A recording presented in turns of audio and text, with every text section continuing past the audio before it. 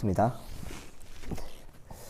번개탄 TV 여러분 반갑습니다. 에듀파이어 미소구출 대작전 순서를 맡은 이재영 연구원입니다.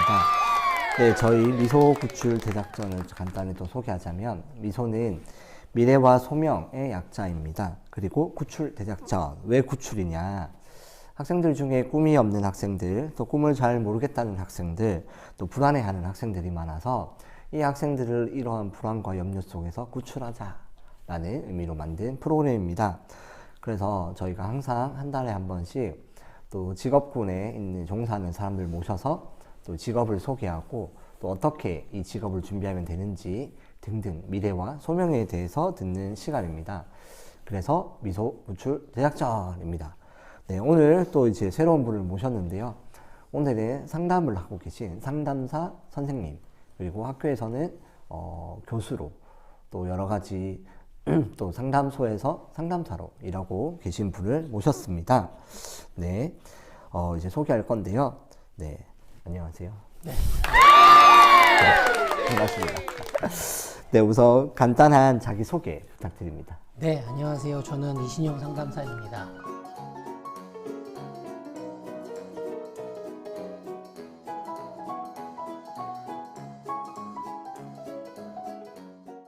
우리 에듀파이어 영상에서 뭐 워낙 저를 자주 보셔서 뭐 네. 이미 제가 뭐 하는 사람인지 지금 거의 아실 것 같고, 뭐 여러 네. 개 갖고 있죠. 네.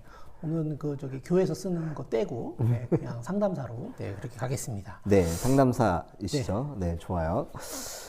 네, 그 상담사라는 직업이 뭐 이렇게 대충 상담하는 일이다 하는데, 그 상담을 하는 사람들의 이유, 또 그리고 그 상담사라는 그 직업이 갖는 그 목적, 뭐 이런 것들에 대해서, 또 어디서 상담을 하는지 뭐 이런 것들을 간단하게 또 소개 좀 부탁드립니다. 네.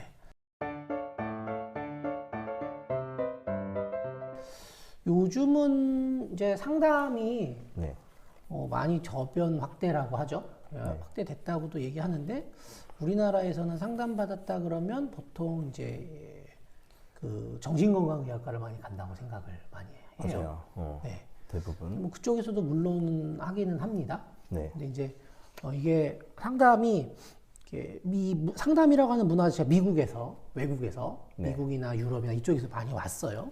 그래서 우리나라에서는 사실 이 상담사하고 심리학자하고 구분이 좀 애매하긴 한데, 미국에서는 상담사는 카운셀러다라는 직업으로 아예 네. 엄연히 구분이 돼 있고 직군이 다르게 형성이 돼 있습니다. 네, 근데 이제 우리나라는 이제 미국이나 유럽보다는 아무래도 인구가 적잖아요. 네, 네. 그러다 보니까 이제 제가 이걸 상담도 산업 구조에서 얘기를 말씀드리면 네. 파이가 그렇게 크지 않은 거죠. 아, 근데 이미 정신건강의학과에서도 비슷하게 하고, 맞아요. 그 임상심리사라고 있어요. 병원에 네, 가면 심리 검사 하거든요. 검사해준 요분들도 상담한다고 얘기하고, 사회복지 쪽에서도 일부 상담을 좀 합니다. 맞아요. 가족 상담. 예, 뭐 이런. 그러다 보니까 이 상담이 좀 후발주자처럼 되다 보니까 네. 사실 좀 우리나라에서는 애매한데, 네. 외국에서는 엄연히 이 카운셀러다라고 하는 직군이 있고, 네. 이건 뭐 미국이나 영국이나 뭐 호주, 뉴질랜드 이쪽에 네. 있는 직업 분류표에 보면 카운셀러라고 분명히 구분이 돼 있고요. 우리나라도 최근에 직업 분류 체계에서 네. 상담 전문가로 이렇게 분류가 되기 시작했어요. 그래서 상담은 이제 그런 일이고, 네. 상담은 말 그대로 누군가하고 이야기를 나누는 겁니다. 근데 이 이야기를 나누는 게 네. 저하고 우리 이재영 연구원님이 그냥 이렇게 얘기해요. 네. 오늘 뭐 점심 뭐 먹었냐? 오늘 뭐 김치찌개 먹었다. 네. 뭐 햄버거 먹고 싶었는데 뭐 이거 햄버거 집이 문을 닫았더라. 네, 뭐 이러면 그냥 수다입니다. 근데 이것도 이야기하는 거죠. 근데 네. 제가 학교에서 학생들한테 이렇게 수다하는 건 상담은 아니다. 뭐냐? 상담은 네. 어떤 상담의 가장 기본은 정의를 놓고 설명을 하면, 상담을 하는 상담자하고 상담을 받는 내담자가 네. 어떠한 문제를 가지고 와서 이야기하는 것이 상담이다. 그러면서 이 문제가 안 좋은 것에서 좋은 쪽으로 변화되는 것을 추구해가는 이야기를 하는 거다. 그래서 그냥 이렇게 하면 수다, 이런 얘기는 수다예요. 근데 네. 예를 들어서 김치찌개를 먹고 싶었던 이재영 연구원님이 네. 김치찌개를 오늘 김치찌개 먹었죠. 근데 햄버거를 먹고 싶었던 이재영 연구원님이 햄버거를 먹지 못하고 김치찌개를 먹을 수밖에 없었던 네. 이 연구원님만의 억울한. 어떤 그쵸 무슨 마음이 있어요. 근데 이거를 말로 표현을 잘 못하는 게 습관적으로 반복되거나 아니면 누구한테 말하기 되게 어려운 고민이에요. 그게. 자, 그럼 이것을 네. 어떻게 보냐? 이렇게 상담이라고 하는 심리학이라고 하는 학문적인 틀에 따라서 이 사람하고 대화를 시도하는 거죠. 좀 말이 어렵죠. 그러니까 이제 네. 그러면 일상적인 대화가 아니라 일상적인 대화를 하지만 일상적인 대화를 하되 이 상담을 하는 사람은 이 사람의 마음 사정 상황들을 잘 보고 이야기를 들어주는 거죠. 그러면 보통 털어놓기 어려운 이야기를 털어놓거나 아니면 이게 너무 고민이 되는데 어떻게 해결점을 이제 방향을 잘못 잡거나 그렇죠. 뭐 이런 분들이 이제 상담을 이렇게 하러 받으러 이제 많이 이제 오시겠죠. 네. 오, 상담이 그러면은 그 심리 학자와 상담학자가 좀 약간 구별이 아마 될 것 같은데 어떻게 좀 구별이 될까요? 이게 이제 저도 어떻게 설명하면 이게 가장 쉬울까 설명을 많이 하는데 네. 심리라고 하는 그러니까 우리나라에서 심리학이다라고 하는 개념은 뭔가 이렇게 과학적인 방법으로 검증해내는 것들을 이야기를 많이 하는 편입니다. 네. 그래서 뭐 이렇게 심리 검사, 뭐 여러분들 뭐 심리 검사 많이 하잖아요. 요즘 MBTI 많이 하거든요. 뭐 그런 검사들 이런 것들을 기반으로 하는 그리고 이제 과학적으로 근거를 가지고 설명할 수 있는 것들 이렇게 얘기하는데 상담은 사실 사람의 마음에 대한 이야기를 하는 거기 때문에 모든 게 사람 마음이 다 과학적으로 증명되지는 않지 않나요? 저는 그렇게 생각하는데 그러다 보니까 좀 그런 면에서 약간의 차이가 있다라고 봅니다. 그래서 심리학이라고 하는 것의 어떤 한 부분으로 상담을 보기도 하지만 그런 심리학이 가지고 있는 일반적인 특징과는 조금 상담은 좀 다른 태생적인 차이가 있다라고 말씀을 드릴 수 있고요. 그래도 이제 공부를 하는 과정에서는 좀 그렇게 체계적으로 공부하는 게 좋으니까 그게 심리학하고 많이 연결되어 있는 부분들이 많죠. 서로 이렇게 교류하면서 학문적인 교류하면서 서로가 또 이렇게 빌려오기도 하고 이런 지식들과. 근데 예전에는 사실은 이제 이거를 이렇게 설명을 드리는 게 맞는지는 모르겠는데 쉽게 설명을 드리면 상담 그러면 뭐 프로이트 심리학 그럼 프로이트 융 뭐 이렇게 많이 떠올려요. 근데 맞아요. 심리학은 프로이트에서 시작됐다 뭐 이렇게들 많이 보긴 하는데 사람이 살면서 이렇게 사람 마음만 보다 보면 이 사람 마음이 아니라 어느 가족의 마음이 보고 싶고 때로는 집안의 마음이 보고 싶고 집단의 마음이 보고 싶고 학교의 마음이 보고 싶고 회사의 마음이 보고 싶고 그렇잖아요. 그러니까 이런 대상들이 확대되다 보니까 이 심리학도 분야가 늘어나게 되겠죠. 그래서 무슨 사회심리학, 산업심리학, 맞아요. 이렇게 뭐 임상 그러면 조금 진짜 마음에 병이 있는 사람들을 어떻게 좀 구분해낼까 이렇게 보듯이 이 갈라지게 되면서 이 대상이 달라지니까 심리학이 늘어난 거죠. 상담도 그렇게 그 가족 상담 무슨 뭐 세부적으로 맞아요. 그러니까 상담도 그 안에 보면은 또 이렇게 다 갈라집니다. 그래서 일반적인 상담도 있고 가족 상담, 진로 상담, 이렇게 여러 가지 이렇게 세부 영역들이 안에 있어요. 또 그게 다 있구나. 그렇군요. 그러면 이 상담에 대해서 좀 알아봤는데요. 그 상담을 보통 하는 곳은 뭐 또 상담을 받으러 가는 사람, 받고 싶은 사람도 있잖아요. 어떻게 하고 또 어디서 그럼 상담 작업 공간, 상담실 이런 것들은 어디에 어떻게 구성되어 있나요? 우선은 우리 번개탄 에듀파이어를 시청하시는 우리 구독자분들이 청소년 그리고 교회학교 선생님들, 뭐 교육자들이 많으시니까 우선은 가장 쉽게 접하셨을 기관이 청소년 상담 복지센터 이런 곳들이 있어요. 지역에 우리나라에 한 300여 곳 정도 있고요. 이게 국가기관이라서 거기에 가시면 이제 상담을 받을 수 있고 그리고 건강가정지원센터라는 곳이 있습니다. 알아요. 건가지 뭐 줄여서 이렇게 하는데 그곳에 가셔도 상담을 받으실 수가 있어요.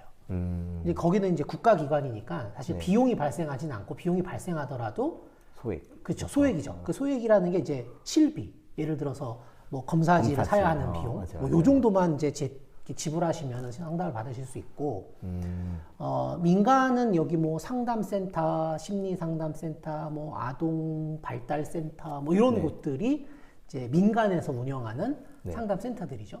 이제 이런 곳에 상담을 받으실 수 있는데, 이런 것들은 좀 비용이 좀 발생이 되는데, 뭐 대략 상담 비용은 얼마다라고 정해진 건 없어서, 네. 뭐 지역에 따라서 상담센터에 따라서 좀 이런 상담비들은 굉장히 차이가 있습니다. 그러면 그 상담사님은 어디서 보통 상담을 많이 하세요? 저는 네.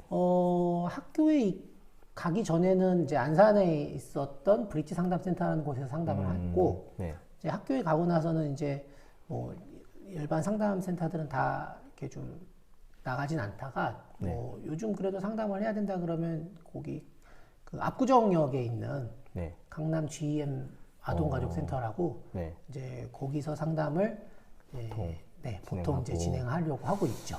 네. 상담이 사실은 우리가 상담소가 어디에 있냐 했지만 좀 검색해 보면 사실 아까 그 건강가족지원센터나 상담센터가 엄청 많잖아요. 그렇죠. 그리고 일반 대학교도 웬만하면 다 상담센터가 있고 그렇죠. 상담소가 있고 또 이게 사회복지망이랑 또 연결돼서 이렇게 마음 상태를 봐야 되니까 또 그런 웬만한 뭐 아동 지역 가족센터나 이런 데도 다 상담소가 다 있고, 그리고 저는 이제 사회복지 실습하면서 가족 상담소, 그다음에 성폭력 가족 상담센터 지원소였나 거기서 이제 사회복지 실습을 했었거든요. 그래서 사회복지면 그냥 이제 뭐 복지관 이렇게 생각했는데, 거기도 이제 사회복지 영역 안에서 거기는 사회복지사 선생님도 계신데 상담사 선생님들도 같이 이렇게 협업하면서 또 가족이나 부부, 그다음에 뭐 이렇게 가족 안에서 일어나는 많은 문제들을 해결해 주려고 많이 계시더라고요. 뭐 여기 이제 구독하고 계시는 학생들이 많을 텐데, 네. 일반 초등학교, 중학교, 고등학교에 가면 위클래스 있거든요. 오, 거기에 계시는 전문 상담 교사 선생님들이 다 상담소. 이런 네. 상담 공부를 하신 분들이죠. 맞아요. 위 그거라고 해가지고 다 상담소가 다 있잖아요. 학교 안에. 맞아요. 네, 이렇게 좀 직업에 대해서 상담사라는 직업에서 좀 심층적으로 봤고요. 그 이제 직업 소개를 조금 더 할 텐데, 이 이제 상담사라고 이제 타이틀을 달고 그런 것들인데 혹시 정해져 있나요? 내가 상담사 뭐 자격증을 딱 취득할 때부터 상담사인지 뭐 그런 게 언제부터 사실은 상담사라고 그런 타이틀이 붙는 건가요? 그런 게 좀 네. 이걸 어떻게 설명을 드려야 될지 모르겠어요. 근데 우리나라는 그 대학원을 진학해야 상담사 자격을 취득할 수 있는 구조의 문화입니다. 대부분의 상담 관련 자격증들이 석사과정 이상을 해야 자격을 취득할 수 있는 구조고, 석사과정에 입학을 하면서부터 수련 상담사의 자격을 보통 획득해요. 주는 편이에요. 그러니까 석사과정을 다닌다라는 것으로. 그래서 공부를 하면서부터 내가 상담을 실제로 해보는 거죠. 그래서 사실 상담사다라고 하는 이름은 대학원에 들어가면 그때부터 그냥 난 진짜 상담을 해서 좀 수련 과정을 거치겠다라는 마음을 가지면 그때부터 이제 상담사다라고 하는 타이틀을 부여는 받을 수 있어요. 근데 이제 그렇구나. 네. 상담이 보통 그냥 일반적으로 말씀드리면 한 명의 상담사가 누구의 도움 없이 독립적으로 내가 상담을 잘 해나갈 수 있는 정도의 수준이 어느 정도냐라고 이야기할 때 보통 5년 정도의 상담 경력을 이야기해요. 5년 동안은 이렇게 수련을 해야? 그렇죠. 독립적으로. 기네요. 네. 그래서 그 5년 동안은 가능하면 슈퍼비전, 지도 감독이라 그래서 슈퍼바이저. 나보다 훨씬 더 상담을 많이 한 선생님을 찾아가서 내가 상담한 것들에 대해서 궁금한 것을 지도받거나 어려워하는 것들을 좀 교정받거나 하는 작업들을 꾸준히 그 정도 하죠. 그러면 대학교 졸업하고 대학원 졸업해서 대학원부터 5년 그렇죠. 정도를 해야? 5년 정도를 하죠. 그러면 상담사분들은 다 이렇게 경력이 진짜 엄청 돼야 이제 할 수 있는 그런 직업이군요. 그래서 뭐 상담 선생님들이 아무리 같은 경력이 5년이라도 정말 이렇게 하드 트레이닝이라고 하죠. 이렇게 받는 분들이 있고 그냥 이렇게 적당히 그냥 이렇게 넘어가서 하는 분들도 있고 그래요. 그래서 우리나라에서는 좋은 상담자는 보통 그 선생님이 뭐 그냥 현실적으로 말씀드리면 네. 이렇게 어느 학교에서 공부를 하셨느냐를 그렇군요. 보고 난 다음에 이렇게 공부를 하셨겠구나라고 저는 판단을 해요. 그게 다 이렇게 상담 안에서도 파트가 다 정해져 있으니까. 네, 그렇게 정해져 있고. 학교마다 또 그게. 네, 맞아요. 그리고 상담은 사실 뭐 이게 이제 진로와 관련된 거니까 상담은 좀 도제의 구조를 갖고 있어요. 이 도제라는 게 뭐냐면 왜 그 도자기 도공들이 선생님이 있고 그 밑에 제자들이 가서 그 선생님의 방식대로 도자기를 굽잖아요. 상담도 마찬가지입니다. 도제의 방식을 갖고 있어서 내가 어느 선생님한테 상담을 배웠느냐라는 걸 들으면 이 사람은 이런 스타일의 상담을 하겠구나라는 것을 대략 알 수 있구나. 대략 뭐 아주 선명하게는 아니지만 대략 이런 것들을 정말 중요하게 추구하면서 상담하는 사람이겠구나라는 것을 아는 경향이 좀 있죠. 그렇게 뭐 신기하네요. 이쪽 동네가 좀 그렇습니다. 네. 혹시 그러면 상담사가 돼서 직장에 처음 출근했던 그 기억이 있으세요? 어떠셨나요? 상담은 이게 보통 공공기관으로 가냐 민간센터로 가냐인데 저는 민간센터로 갔고 대부분 민간센터로 많이 가는 편입니다. 네네. 그러면 민간센터로 가면 상담사는 이 근로계약이 프리랜서 계약이 돼요. 그러니까 프리랜서 계약이 뭐냐면 내가 상담이 있을 때만 나가 상담을 하고 오는 거죠. 네네. 그러니까 뭐 월급을 받아서 내가 상주해야 되는 게 아니라 내가 상담을 해야 하는 시간에만 가서 상담을 하고 오는 이런 상담사가 대부분입니다. 70% 이상 될 거예요. 근데 이제 저도 이제 그런 쪽에서 시작을 했고, 그렇게 시작할 때 제가 지역에 있는 큰 센터에 어떻게 우연히 좋게 추천을 받아가지고 가서 상담을 하게 됐는데, 뭐 상담을 할 때의 느낌은 다른 분들은 모르는데 저는 상담을 새로운 내담자를 만날 때마다 느낌이 그래요. 이게 처음이잖아요, 다. 어떤 사람이지? 그러니까 상담센터에서 주는 기본적인 문서로 된 정보만 하나 정도 보게 되거든요. 실제로는 처음 만나니까. 그러니까 상담은 그냥 알아서 이렇게 본인이 좀 이렇게 파악해 가야 되는 그런 구조예요. 그러니까 내담자 오시면 상담받으러 오시는 분 만나면 그분 만나서 알아가는 거예요. 근데 알아가다가 많이 알게 될 때쯤 되면 이분이 이제 상담 그만 받고 떠나거든요. 근데 그게 처음에는 좀 아쉽다 그랬는데 그게 아쉬움이 아니라 이분이 본인의 문제를 어느 정도 해결해서 다시 돌아가는 거니까 그건 좋은 일이고 축제인 거예요. 그래서 첫 출근의 의미가 사실은 다른 직군하고는 조금 다른 매번 그러니까 새로운 상담받으러 오시는 분들을 만날 때마다 새로운 느낌이기 때문에 그게 조금 다를 거다라는 건데 만약에 내가 내 상담센터를 가지고 있어서 첫 상담센터를 연다 그러면 좀 느낌이 다르겠죠. 근데 저는 뭐 아직 그런 적은 없어서 그러면은 되게 이 상담을 받고 왔고 그다음에 상담을 받으면서 많이 뭐랄까 문제들을 해결하고 또 많은 것들을 그 방향성을 잡고 가시는 또 뭐 기억에 남는 뭐 그런 뭐 이렇게 시간들 혹시 그런 상담이 있나요? 사실은 상담은 이게 개인 정보기 때문에 제가 이런 사람이 있었어요라고 말씀드릴 수는 없어요. 말씀드릴 수는 없고 그냥 이렇게 대략적으로 말씀을 제가 이렇게 상담을 했던 기관들을 말씀을 드리면 뭐 이제 대학 상담 기관에서도 제가 상담을 했고 일반 지역에 있는 지역에 있는 상담센터에서도 했고 뭐 그렇기 때문에 뭐 다양한 내담자들을 많이 만나보긴 했고 그리고 제가 국가연구도 상담 관련 국가연구도 뭐 수년간 했기 때문에 아예 그냥 특수한 계층의 뭐 저는 가습기 살균제 피해자들을 주로 연구하는 국가연구를 했습니다. 그분들에게 상담 제공하고 상담의 효과가 어땠고 그분들이 어떤 어려움들을 호소하는지에 대한 국가보고서를 쓰는 내용 연구를 했는데 뭐 그러면서 이렇게 아예 특수한 층으로 만나기도 했고 그리고 안산에 있던 상담센터 같은 경우는 안산 그러면 딱 떠오르는 거 있잖아요. 세월호. 그러니까 뭐 그거에 뭐 저는 뭐 그런 어려움이 있는 분들이 사시는 지역에서 있는 센터 뭐 이런 데 있었기 때문에 뭐 여러 가지 일들이 있죠. 근데 그런 경우가 있었어요. 내가 받고 너무 좋아서 내 주변에 있는 사람한테 권해서 이렇게 오는 경우. 아. 네. 오, 그거는 뭐 그거만큼 저는 사실 상담하면서 좋았던 게 없는 것 같아요. 네. 상담의 경험이 네네. 본인도 좋았고 네네. 본인이 좋았으니까 내 주변 사람도 좋을 것이다라는 기대가 있으니까 또 가서 받아보라고 권했겠죠.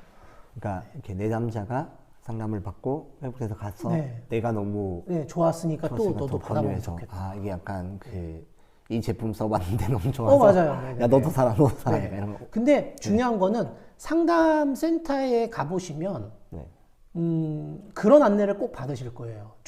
건강한 상담, 좋은 상담 센터 하면 반드시 하는 안내가 뭐냐면 상담을 받으시다가 언제든지 이 상담 선생님이 나하고 맞지 않으면 상담사를 바꿔달라고 해달라고. 예, 그러면 상담센터에서 선생님 바꿔줍니다. 네. 원래 그래야 돼요. 어. 예. 그러니까 상담은 왜 그러냐면 이게 사람하고 사람이 만나는 문제이기 때문에 네. 이게 정말 안 맞을 수도 있어요.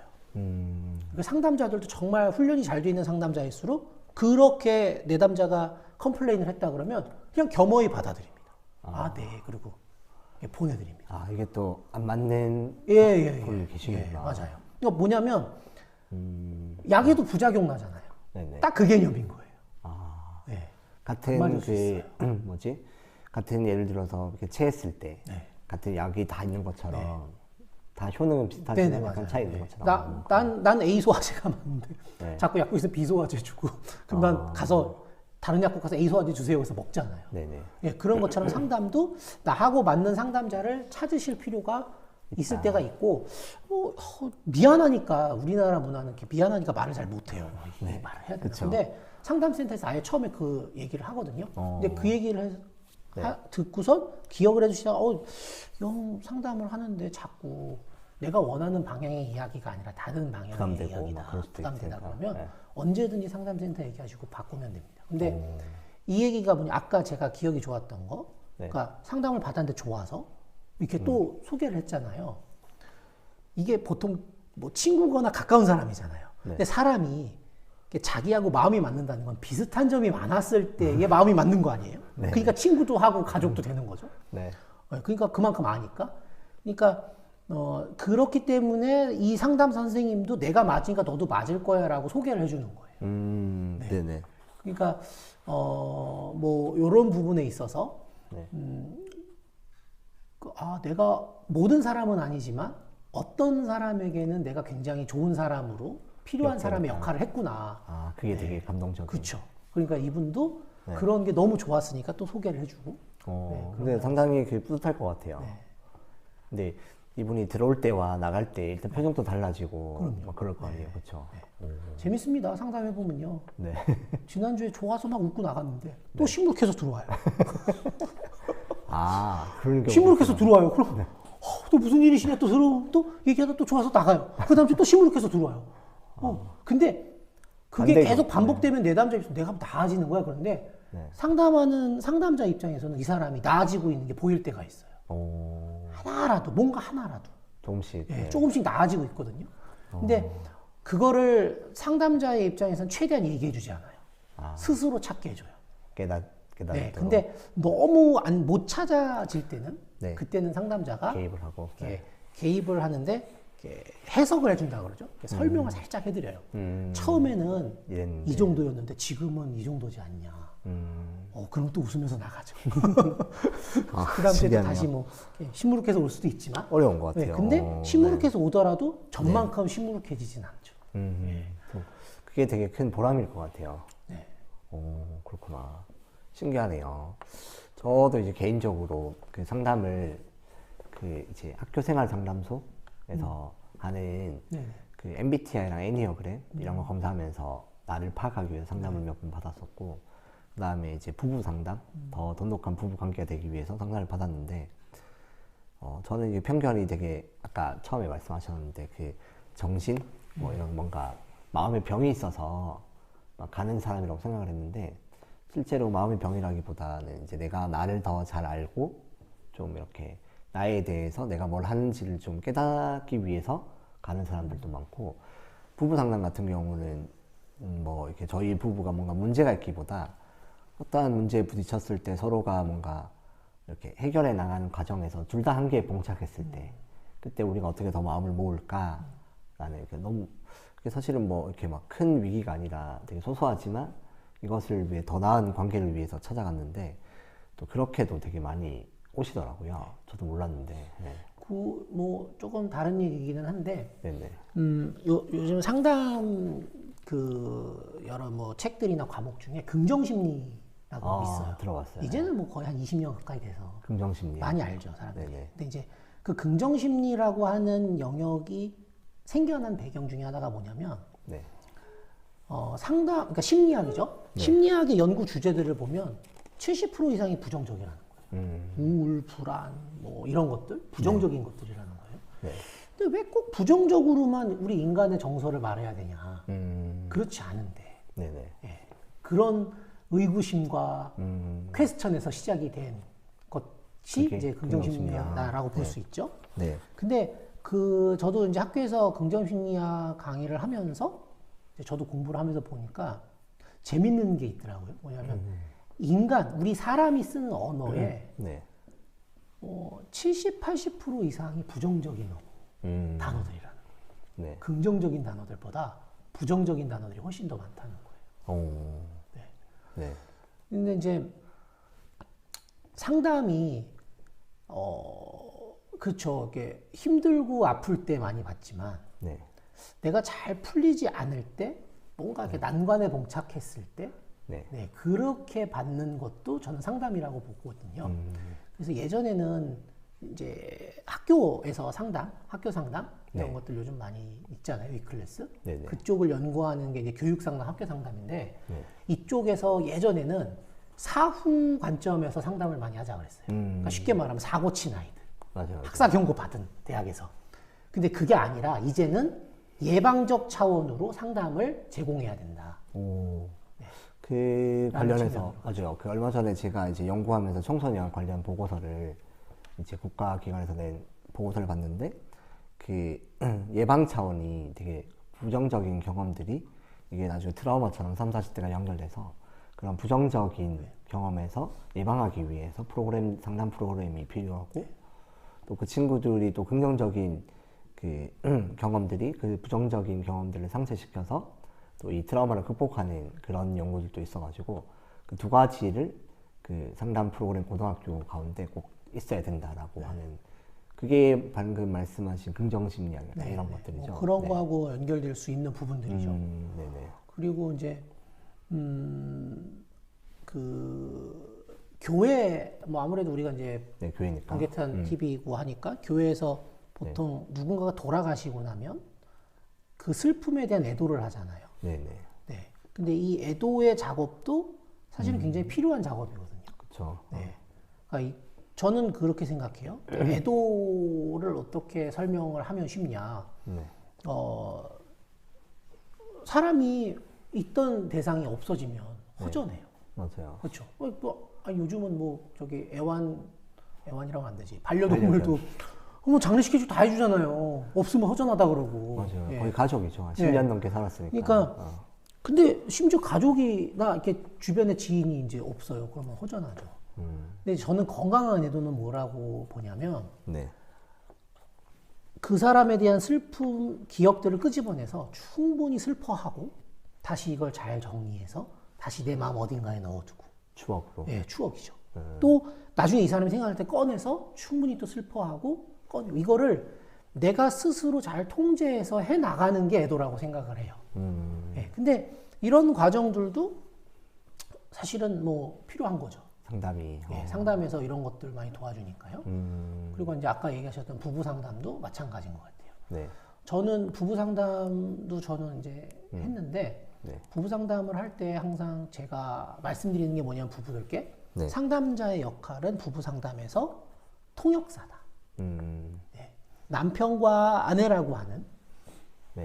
왜 그런 책 제목 있잖아요. 화성에서 온 여자, 금성에서 온 남자. 네네, 그렇죠. 맞아요. 그리고 뭐 미국 책에는 그런 거 있어요. 지도를 잘 찾는 남자와 네. 뭐 책 제목이 그렇듯이 잊어버렸네요. 근데 그게 뭐냐면 남성하고 여성이 네. 좀 달라요. 그렇죠. 그리고 때문에 이게 사용하는 언어나 뭐 이런 거 다 다르고 방식도 다 다르거든요. 네네. 자, 근데 생각해봐요. 결혼이라는 게 네. 최소 30여 년 가까이 정말 살아요. 동떨어진 개체로 살다가 느닷없이 한날 한시에 결혼 시작하고 한 집에서 살아버렸네. 네. 이야, 근데 그 30년을 따로 살다가 60년을 같이 살아야 되는데 네. 얼마나 힘들겠어요.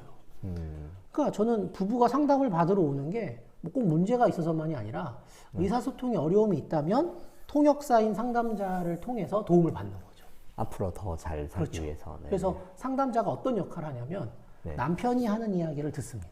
네. 그래서 아내가 이해할 수 있는 방식으로 말해주는 언어로 이렇게 표현해주고. 그럼 아내가 하는 이야기를 상담자가 듣고 남편이 이야기할 수 있는 방식으로 또 표현해주고. 표현해주고.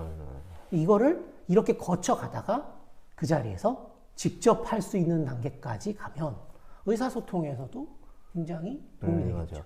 맞아요. 저도 그 부부가 이제 그렇게 같이 하니까 처음에는 아, 이런 마음이었구나라는 걸 다 안다라고 생각했는데 모르는 것들이 좀 생기더라고요. 그러니까 이심전심이 아니에요. 그렇죠. 동상이몽이죠, 사실은. 몰라요. 알 수가 없어요. 말을 안 하면 모르는 거죠. 근데 이런 식으로 그 부모 자녀 간에도 상담이 엄청 많이 일어날 네. 것 같은데, 그렇죠? 이렇게 또 언어를 표현하는. 네, 이게 이제 저희가 일을 하면서 기억에 남는 사건 얘기하다 여기까지 왔는데, 네, 이제 다음으로 네. 그 이제 직업 소개 파트를 여기까지 하고 네. 이제 필요 능력 소개 파트로 넘어가도록 하겠습니다. 네, 이 시간은 이제 이 상담사라는 직업을 갖기 위해서 어떻게 좀 어떤 자격증이나 또 지식들이 뭐가 있는지 또 뭐가 필요한지를 이제 좀 소개하는 파트인데요. 그 상담사라는 것이 저는 잘 모르는데 상담사라고 하면 뭐 그런 자격증이나 뭐 국가공인이나 아니면 뭐 꼭 어떤 과정에 대한 그런 수료증이나 이런 것들이 있나요? 혹시 시험 같은 게 있나요? 먼저 외국은 네. 그 제가 알기로는 면허제입니다. 오. 라이센스, 운전면허가 나오듯이 예, 상담자 그렇구나. 그러면 네네. 상담사 그러면 카운셀러 라이센스가 있어요. 그 미국은 국가공인처럼? 두마다 있어요. 네. 그래서 뭐 저는 상담 쪽은 직접 네. 가진 분은 못 들어봤고 그 사이칼라지스트라서 심리학자 네. 면허를 가지고 계신 분하고 얘기할 기회가 있었는데 네네. 본인이 캘리포니아주 사이칼라지스트 면허를 갖고 계신데 신기하다. 미국에서도 캘리포니아주 사이칼라지스트 면허를 갖고 있다면 굉장히 권위 있는 사람으로 봐준다. 이 사람은 심리학자 중에도 그래도 라이센스가 있구나. 그렇죠. 예, 라이센스가 있는데 네. 우리나라는 아직 상담 쪽은 국가 자격화 되진 않았어요. 민간 시장에 그냥 거의 내놔져 있는 상황이고요. 네. 국가가 상담과 관련해서 발급해주는 자격증이 크게 네. 한 3가지 정도가 있죠. 첫 번째가 뭐냐면 청소년 상담사. 그래서 청소년 상담 복지센터에서 상담하시는 선생님들이 보통 그 자격을 많이 따시고 네, 봤어요. 네. 두 번째로는 직업 상담사라는 거 있습니다. 알아요. 근데 조금 일반 심리 상담하고 조금 달라요. 그쪽은 성향이 조금 달라요. 네. 그리고 세 번째로는 전문 상담 교사라고 그래서 그 위클래스에 계신 선생님들이 네. 그 발급받는. 발급받으시는 자격이 있습니다. 따는 거죠. 네. 네. 그래서 그 세 개가 있구나. 그렇게 국가가 직접 상담이다라고 하는 것에서 주는 자격은 크게 그 정도가 있고 네. 나머지는 이제 민간에서 발급을 하고 있죠. 근데 이제 민간도 우리나라는 학회들이 좀 권위 있는 민간 자격이다라고 이야기를 하는 게 학회들이 좀 국가가 그걸 하지 않으니까 학회들이 우리라도 좀 해야 되겠다라고 해서 상담 관련 학회 한 4학회 정도가 우리나라에서 그런 상담 관련 자격을 민간 자격이지만 까다롭게 해서 주는 학회들이 있습니다.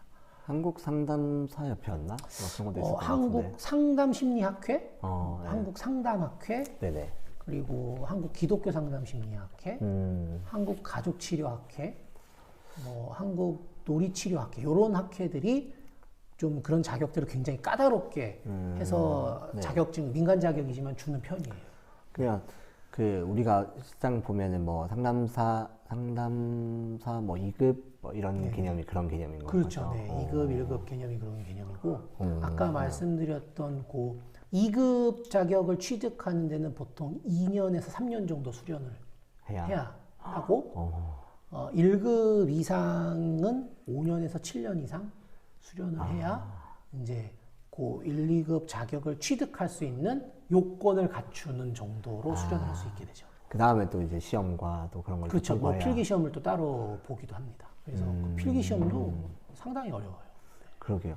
그러면은 그럼 상담사, 심리 상담사 몇 급, 네, 이런 네, 네. 것들이 그래 이제 그게 막 민간에서 기준들이 이제 민간이다 보니까 이제 우후죽순이고 다 각자 추구하는 가치가 다르니까 다르잖아요. 그래서 이제 이거를 지금 국가가 좀 통합을 해달라. 그래서 제가 알기로는 지금 국회에 4개의 법안이 요 상담사 관련 지금 올라와 있는 상태고 국회 보건복지위원회에서 지금 심사 중이다라고 제가 알고 있는데 그렇구나. 네. 이번 21대죠. 21대 국회에서는 통과되면 좋겠는데 뭐 알 수가 없습니다. 네. 네. 그러면 이게 상담이라는 것도 그럼 어떻게 보면 그 수련한다라는 게 그럼 상담도 해주는 것들이 어떻게 보면 약간 기술이라고도 볼 수 있는 건가요? 네. 상담도 제가 학교에서 그 학생들한테 수업할 때 기술, 기법 이런 수업이 있어요.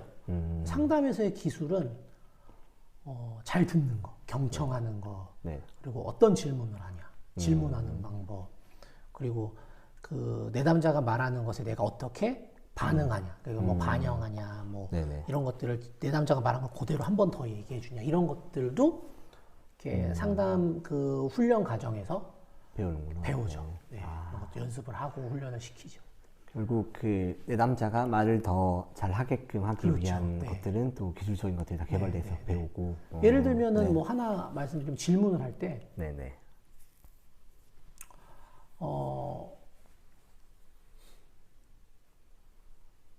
뭐 그런 질문이에요. 이렇게 닫힌 질문, 열린 질문 뭐 이런 거 있어요. 알아요. 네. 네. 그러니까 답을 yes or no로밖에 할 수 없는 질문을 하는. 근데 그게 아니라 상담은 그런 질문을 하지 말아라. 열린 질문. 네, 열린 질문으로 계속 해나가라.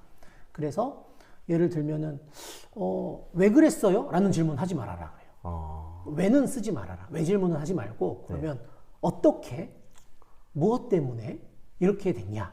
예를 들면 얘기는 왜 그랬어? 그러면 뭐 혼나는 것 같잖아요. 네. 근데 어쩌다 그랬어. 그러면 이 사람이 내 얘기를 좀 들어줄려나? 그러면서 이제 막 내 얘기를 하고 싶어지는 거죠. 그러네요. 이런 식으로 이런 훈련, 그러니까 뭐 제가 아주 간단하게 말씀드린 거고 그런 이거를 것들 배우는구나. 어떻게 티나지 않게 정교하게 스며들듯이 이렇게 바위에 물 떨어지듯이 종이에 물, 가랑비에 옷 젖듯이 마음을 그렇게 열게끔 하고. 하느냐 하는 걸 훈련하는 거죠. 오, 그런 것들도 다 기술이구나. 그다음에 혹시 뭐 기술 외에 그 뭐 이게 상담이라고 하면은 습득해야 될 우리 학생들을 위해서 뭐 지식이나 또 공부는 어떤 공부가 좋은지 좀 소개해 줄 수 있을까요? 네. 뭐 저희 선배님들 중에 그런 얘기 하시더라고요. 뭐 네. 상담하면 뭐 중형차 한 대 팔아라, 뭐 집 한 채 팔아야 공부할 만큼 할 거다, 뭐 이런 얘기 하시는데 네. 참 상담자들은 공부를 많이 하는 편이기는 해요. 음. 공부를 많이 할 수밖에 없는 상황인 것 같고 네. 저도 뭐 하면 할수록 어려운 것 같은데 네. 내가 어느 분야에 관심이 있냐에 따라서 좀 이제 세부적으로 공부를 좀 더 하죠. 그래서 뭐 저는 여러 가지 공부를 많이 하는 편인데 네. 요즘은 뭐 정신분석, 네. 이런 공부도 뭐 해야 되고. 좀 하고 있고 네. 그리고 예전에 이제 한창 국가연구하고 할 때는 이제 트라우마, 그러니까 트라우마 치료를 위한 여러 가지 뭐 기법들이 있어요. 뭐 이렇게 좀 전문 용어긴 한데 EMDR 뭐 이런 거 치료가 있거든요. 안구 그 어떻게더라? EMDR이라고 해서 그 트라우마 치료에 쓰는 방식들이 있거든요. 네네. 이런 뭐 특수한 기법들, IFS, 내면 가족 치료, 뭐 이런 특수한 이론들인데 이런 것들도 공부를 하기도 하고요. 뭐 때에 따라서는 뭐 학자별로 뭐 프로이트의 개념, 프로이트만 끝난 게 아니라 프로이트의 후대 학자들이 또 이론들이 있습니다. 뭐 이런 학자들의 이론들도 공부를 하죠. 프로이트의 후대 학자 그러면은 원래 프로이트하고 융 아들러는 굉장히 친한 사람들이었어요. 그렇구나. 셋이 싸운 거죠. 그래서 갈라졌거든요. 근데 이제 이런 역사들도 배우면서 그러면 이제 각자 갈라졌으니까 자기 갈라진 학파들이 생길 거 아니에요. 그럼 벌써 심리학만 해도 벌써 100년이 넘어갔는데 이 100년 사이에 수많은 후대 학자들이 나왔습니다. 그 후대 학자들의 이야기들을 또 공부하고 그러기도 하죠. 그리고 뭐 요즘은 또 이렇게 대상별로 아동은 어떻게 상담해라, 뭐 청소년 어떻게 상담해라. 그래서 네. 아동은 이렇게 단순히 말로 하는 게 어려우니까 어떤 매체, 그림, 그래서 뭐 놀이치료, 미술치료 이렇게 따로 공부하는 분들도 계시고 네, 아예 그런 분야로 전공이 더 세분화돼서 확장되기도 하고 오, 그렇구나. 네, 그렇게 되고 있죠. 그러면 이거를 만약에 상담사를 준비하는 학생들이 만약에 지식이나 공부를 하려면 일단은 상담이라는 걸 바로 배우기보다 어떠한 쪽에서 상담을 하면 좋을지 대상을 찾는 것도 상당히 좀 준비를 좀 해야 네, 되겠네요. 굉장히 좋을 수 있고요. 네. 저는 그 대상을 나는 주로 이런 분들한테 상담을 많이 하고 싶어. 네네. 물론 상담을 하면 그분들한테만 상담을 할 수는 없지만 네네. 내가 나중에 이렇게 상담의 연차가 쌓이고 전문가가 되고 어느 네. 정도 경력이 쌓였을 때는 주로 이제 그런 분들을 많이 하게 될 테니까 그런 것들을 좀 네. 이렇게 미리. 계획을 가지고 상담사가 되겠다라고 준비를 하면 좋을 것 같아요. 그래서 네. 제가 그 학생들 가끔 멘토링 부탁을 받아서 할 때도 있는데 상담은 지금 우리나라의 상황에서 뭐 한국의 상황에서만 놓고 말씀드리면 네. 대학원을 가야 네. 뭐 이런 자격을 취득할 수 있는 최소 요건을 갖추기 때문에 네. 우선은 상담 관련 대학원을 가겠다라는 목표를 잡는 것이 좋다. 아. 네, 이렇게 말씀을 드리죠. 그리고 일단 거기 가기 위해서 이제 수능 공부 열심히 해야 되고. 그렇죠. 지금은 이제 여기 번개타임이니까 대학 그렇죠. 중심이니까. 근데 대학에서 뭐 여러 가지 공부하면 뭐 좋겠죠. 그렇군요.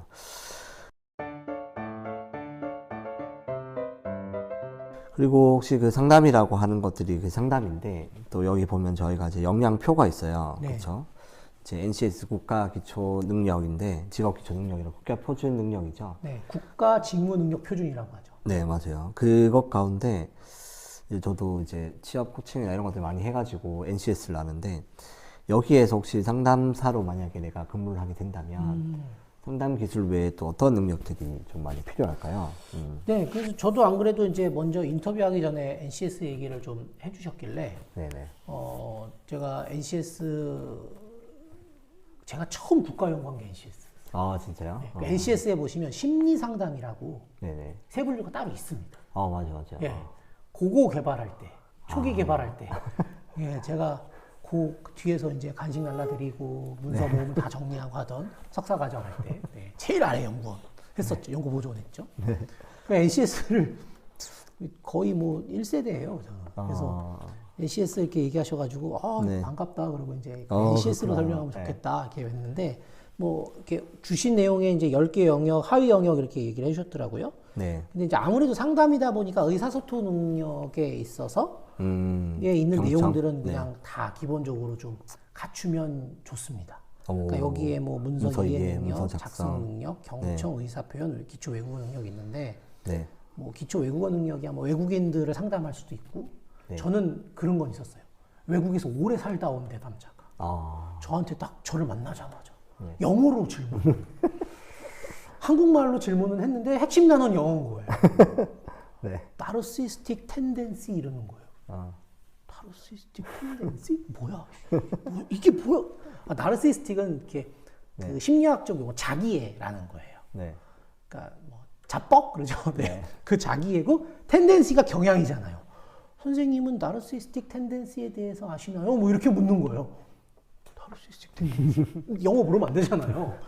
네. 그 순간 그래 나르시스틱 이렇게 알아들었죠. 그러니까 그 기초 외국어 능력은 외국에 오래 거주하다가 오는 내담자들이 종종 있을 수 있거든요. 내가 외국인이나 뭐 아예 그 나라 말만 쓰는 내담자를 만나는 건 아니라 그런 분들도 있기 때문에 좀 갖추면 좋겠다라는 생각이 제가 그때 들었고. 그리고 그 뭐랄까 그 상담 용어들도 이제 영어가 한국말로 번역되지 않고 그대로 쓰는 게 국제 표준을 위해서 그대로 쓰잖아요. 그런 영어로 것들도 그대로. 있죠. 네. 예를 들어서 MBTI 같은 것도 다 영어 기법이잖아요. 그렇죠. 이런 것들 때문에 또 아마 기초 외국어 능력이 어느 정도는 돼야 되지 않을까. 영어 쪽으로 조금 있으면 전 도움이 될 것 같고요. 네. 근데 왜 문서 이해와 작성 능력이 대체 왜 필요하냐 그러실 텐데 네. 제가 학교에서 학생들한테 수업을 할 때 가장 중요하게 이야기하는 것 중에 하나가 뭐냐면 네. 상담 일지를 잘 써라라고 가르칩니다. 상담 일지가 뭐냐면 상담자가 그날 상담한 내용을 네. 기록하는 거예요. 그러니까 상담을 받으러 오신 분이 어떤 이야기를 했고 내가 어떤 이야기를 했다라는 아주 중요한 내용들을 요약해서 정리하는 건데 네. 이게 굉장히 중요해요. 이게 상담자를 보호하는 유일한 법적 근거의 기초입니다. 그거밖에 없습니다. 그래서 상담자들이 자꾸 그 일지를 막 대충 쓰려고 하고 그래서 제가 대학에서 수업을 하면서부터는 학생들한테 항상 중요하게 하는 얘기가 이 일지를 꼼꼼히 써야 되고 이 일지 쓰는 것부터 제가 꼼꼼히 가르쳐 주려고 굉장히 노력을 해요. 그러니까 당연히 그러려면 문서 이해 능력하고 작성 능력이 있어야겠죠. 네. 이 문서가 뭐냐. 네. 상담을 제가 있다가 보니까 이 상담하시는 분들이 이런 문서 작업이나 행정에 굉장히 약해요. 네. 그래서 자기를 보호하지 못하는 상황에 가는 경우들이 있겠다라는 생각이 들더라고요. 보통 자기를 보호하지 못한 상황이면 어떤 상황인 거죠? 예를 들면은